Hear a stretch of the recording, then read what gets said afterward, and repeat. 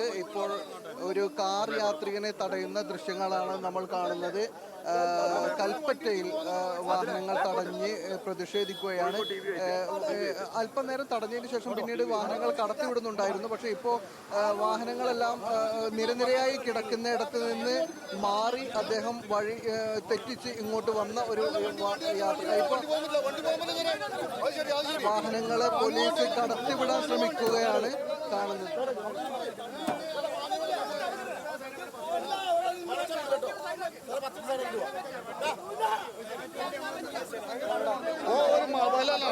ഇതൊക്കെ പൊതുജനങ്ങൾക്ക് വേണ്ടിയിട്ട് തന്നെ ഈ കൈകാര്യം ചെയ്യുന്നതാണ്. അത് സാറിന് വേണ്ടേ?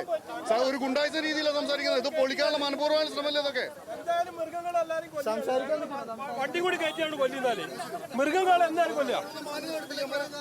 കാരണം ഒരു രൂക്ഷമായിട്ട് സമരത്തിനെ എതിർക്കുന്ന രീതിയിലാണ് ഒന്ന് സംസാരം. നമുക്കൊരു അനുകൂല നിലപാട് ഉണ്ടാണെങ്കിൽ ഞങ്ങൾ ഈ പ്രശ്നങ്ങളൊന്നും ഉണ്ടാക്കൂല. അതിന് തണ്ട് കാണിക്കുക സമരക്കാരോട്, അത് നടക്കൂല.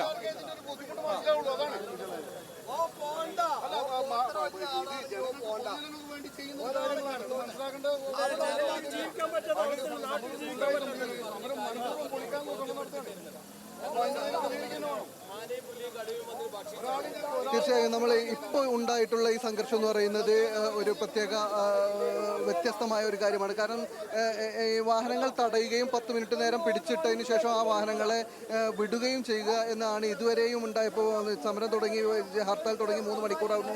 ഇതുവരെയും കാണുന്നത് ഒരു 10 മിനിറ്റ് നേരം പിടിച്ചിട്ട്, അതേസമയം ഇപ്പോൾ വാഹനങ്ങളുടെ നീണ്ട നിര കിടക്കുന്നിടത്ത് നിന്ന് തെറ്റിച്ചുകൊണ്ട് ഇങ്ങോട്ട് വന്ന ഒരു യാത്രികനാണ് ഈ കാർ യാത്രികൻ. അദ്ദേഹത്തോട് ഇവർ തർക്കിക്കുകയും അദ്ദേഹത്തോട് ചോദിച്ചപ്പോൾ എന്തൊരു അത്യാവശ്യ കാര്യം എന്ന് പറയുന്നതിന് പകരം അദ്ദേഹം ഇവരോട് വാക്കുതർക്കത്തിൽ ഏർപ്പെടുകയും തട്ടിക്കയറുകയും ചെയ്തു എന്നാണ് പറയുന്നത്. എന്തായാലും പോലീസ് കടത്തിവിടാൻ ശ്രമിച്ചെങ്കിൽ പോലും ഈ ഹർത്താൽ അനുകൂലികൾ ശക്തമായി തടഞ്ഞതോടുകൂടി അവരും പിന്മാറിയിട്ടുണ്ട്. ഇപ്പോൾ വാഹനങ്ങൾ കടത്തിവിടാത്ത ഒരു സാഹചര്യം തന്നെയാണുള്ളത്. ഏതായാലും ഇപ്പോൾ ഇദ്ദേഹം കേരളത്തിൽ നിന്നുള്ള ആളല്ല എന്ന് മനസ്സിലാകുന്നു. എവിടെ പോകുന്നതാണ് ഇപ്പോൾ? എവിടെ കാണാൻ വന്നത്?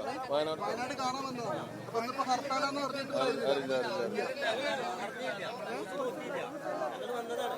ഇപ്പൊ ഇവര് തടഞ്ഞിട്ട് ആളുകളെ കടത്തി.